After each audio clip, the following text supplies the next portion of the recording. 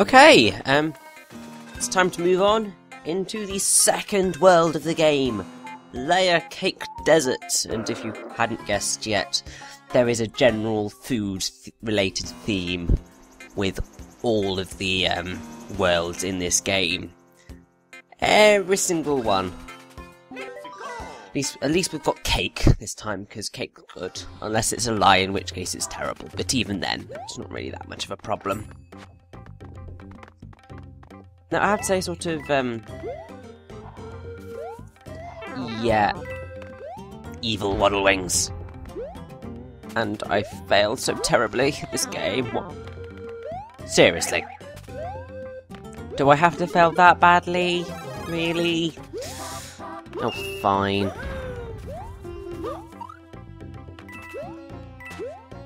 Now, in general, you will most likely see there will probably always be a Waddle Wing who is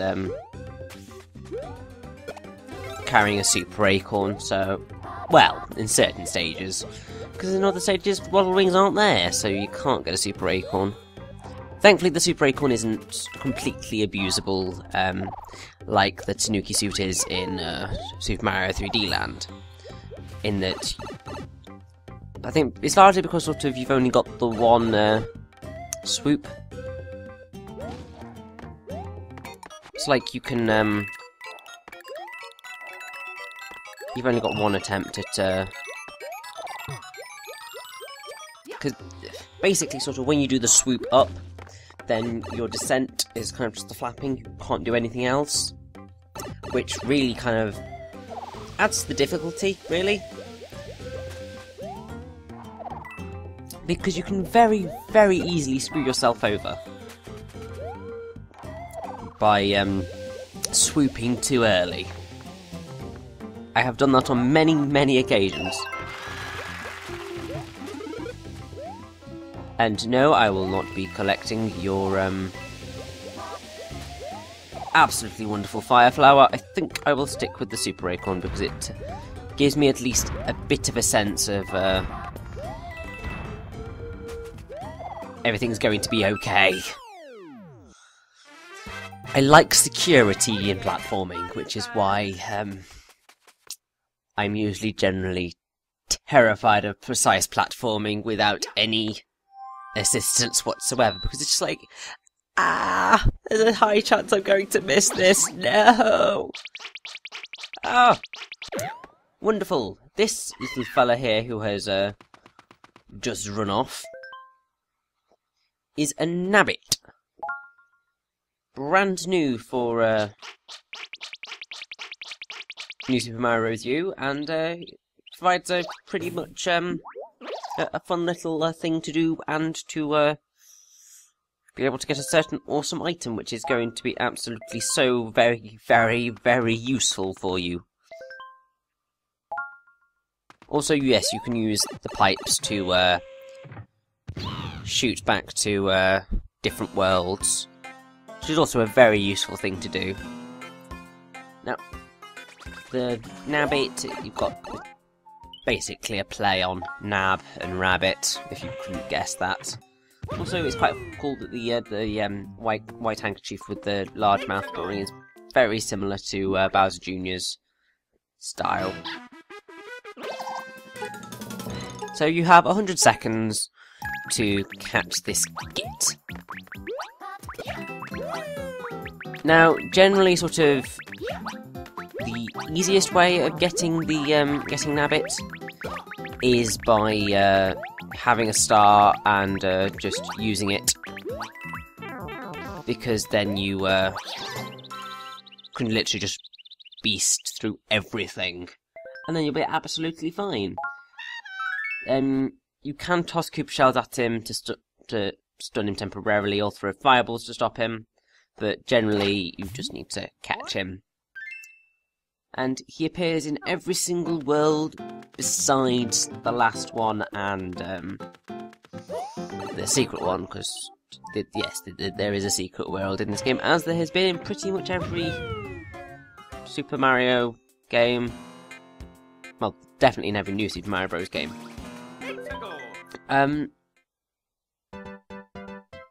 Nabbit can be found in 8 different levels. It can be found in Acorn Plains 1, Acorn Plains Way, Acorn Plains 5, Rise of the Piranha Plants, Layer Cake Desert 6, Blooming Lactus, and then you've got one in Worlds 3, 4,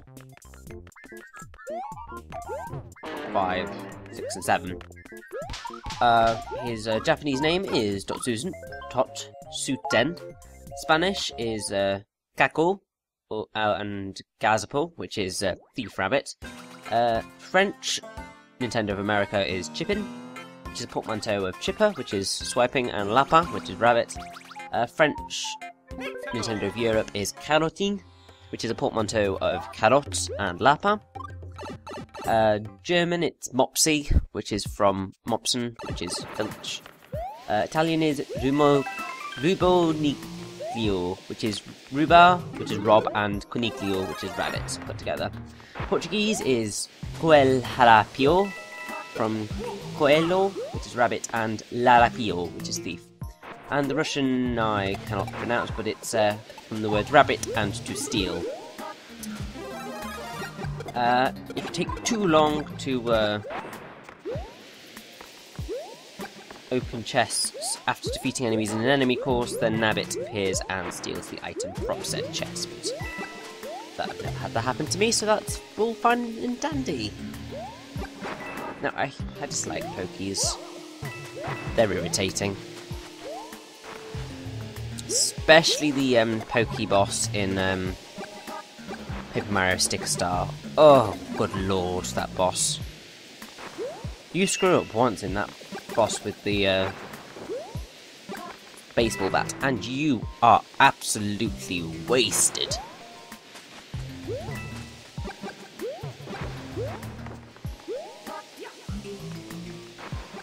Also, I really do kind of appreciate it whenever Nintendo make this little World 1-2 reference with the being able to skip quite a chunk of the level. It's always very fun when they do that. Now, I hate this bit. Darkness and Yoshi. And Pokies. Wonderful. And if I get hit once more, then I am dead. Pretty much. Oh, thank gosh for that. That was very helpful of you, Mr. Pokey. Thank you so much for feeding me. Now, this is where it gets awkward with Yoshi, because you've got to bounce on the heads of the Pokies to get to the thing, but it's very weird. Well, I've found it very weird the way that Yoshi jumps when he lands on an enemy. It doesn't quite feel right. So it's very difficult to explain, really.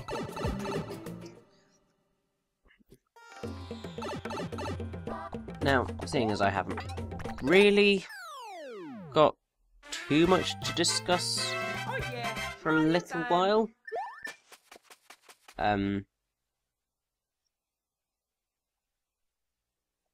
actually, I'll wait until we just get into the next level and then we will go from there, because there's a few little things to explain in this one. That, yes, we have fire snakes, and we also have fire bros. Bros? I don't even know how I'm pronouncing that anymore. We also have Ice Mario and rotating platforms. So, this is always fun.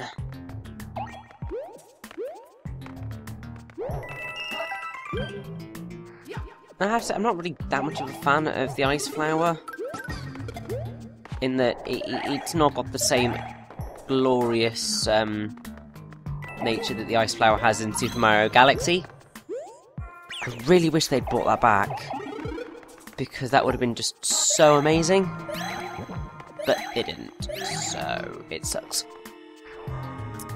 Anyway, whilst we are going through this wonderful level, and there's the Fire Bros. I hate you with every inch of my being.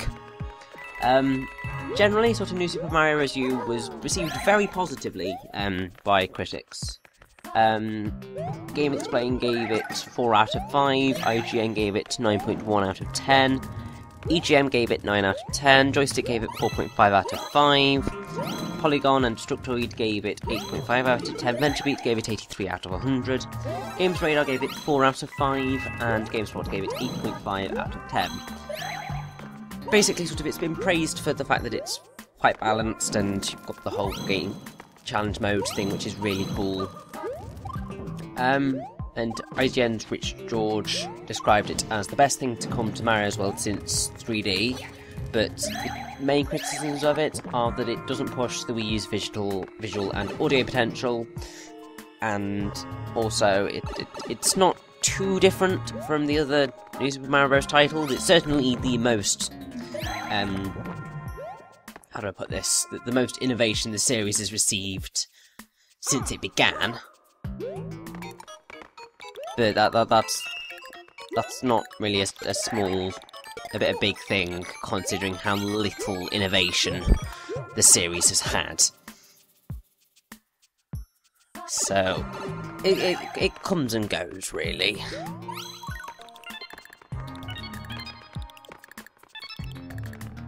Now, I quite like the glowy baby Yoshis. They're generally sort of fun to use. It's just a pain when you want to use the ice flower, ice fireballs, and the glowy baby Yoshi at the same time, because the two do not work together, let's put it that way.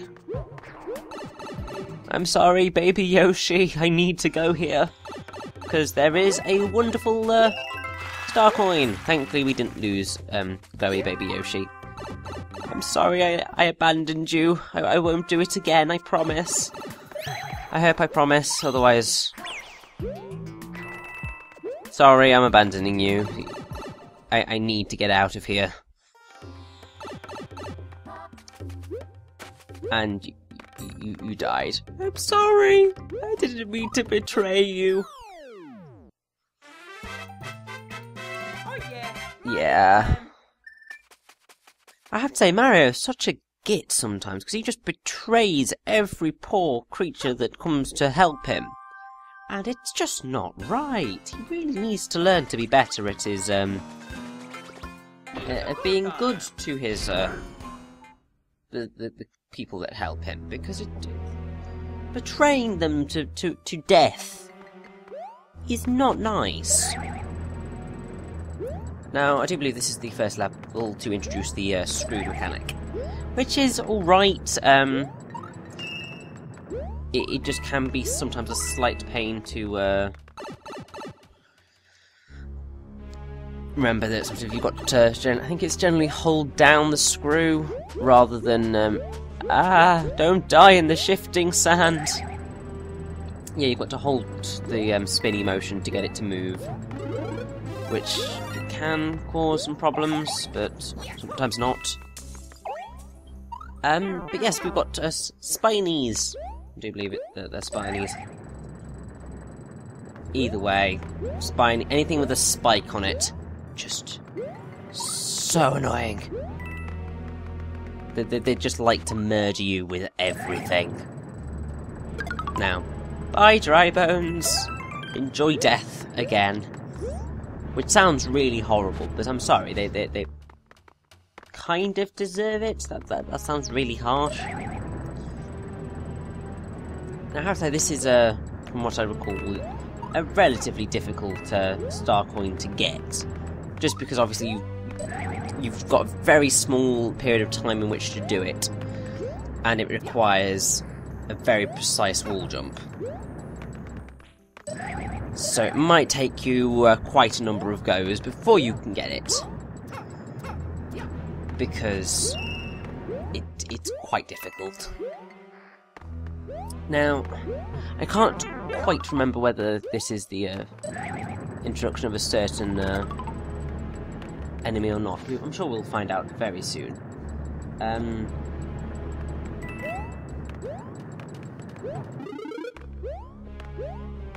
let me double check that those are spinies. Because I can't remember.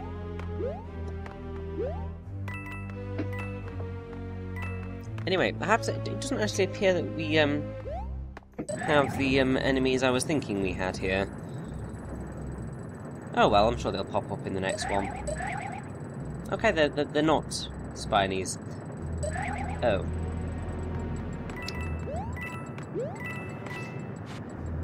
What am I thinking of?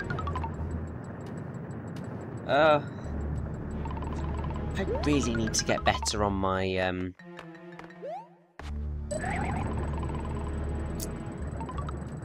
enemy names, because I'm not brilliant at them.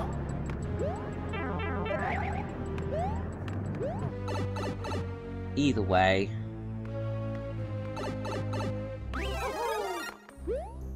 all I can say is thank you very much for that wonderful checkpoint.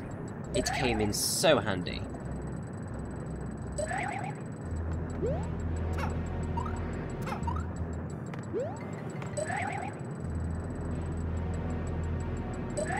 Okay, no, I am right in thinking that this is the introduction? What the heck is an introduction? Introduction of a certain enemy. I'll point it out when they actually turn up, because that would be much better, I think. But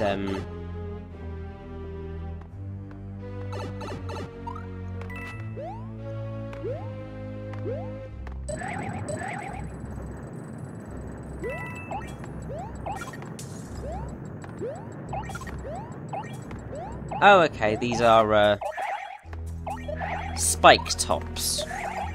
I was close with spiny and spike and stuff, but not quite there. Yeah, they're a very weird enemy that I don't talk about that much, because you don't see them that often. Anyway, I have to say, sort of, in comparison to the first mid-castle, this is definitely a leap up in difficulty. In fact, I think, sort of, generally, World 2 is quite a big jump up in difficulty from World 1. Which is fair enough, because, I mean, why not up the difficulty? There's so many games where the difficulty is very easy, generally, throughout all of it. But, so it's nice that this is definitely a challenge. Also, this is horrible. And here we have the enemy I was thinking about. It's called Growl. Yeah, they were so ingenious with the name of this thing. Is it... Oh, good lord, I'm running short on time. Basically, what you need to do is you need to spin that to get it to roll into the that, so you can get in. It's easier said than done, but yeah, I don't like rolls. Japanese name is Goro, which is onomatopoeia for rolling, and the Portuguese is Groda, which is a pun on gur, and Roda, which is wheel. The Grolls have a similar face to the Bristles, which appear in Paper Mario 1000 Year Door. And the pun in their name, well, the name is it's a sound that's made by the thwomps. So, and then the fact which they kind of look similar to, and then, well, in sort of the face and the death and so on and so forth. And here we have good old Magic Koopa. I'll go into specifically Kamek, but I'll go into more discussion on him later. Boom Boom's voice here is the same, exactly the same voice clips that he used in Super Mario 3D Land, and the motion pattern of some of the enemies is also taken from 3D Land. You also have the Acorn Tree and Acorn Plains. That's actually quite similar to the Tail Tree, because both produce... Good lord, I was close on that. Just like, I had 4 seconds left before death. Oh, bloody hell. Yes, as I was saying, the Tail Tree and the Acorn Tree both produce similar power-ups. There's also Ball and Chains, which swing in a pendulum-like manner, which occurs again. So, yes, so we've now got this wonderful little puzzle, I guess, to do. But, either way, we'll sort it. And, I might travel fast. And he's causing a purple cloud. Oh dear, that's not good. Oh well, let's continue.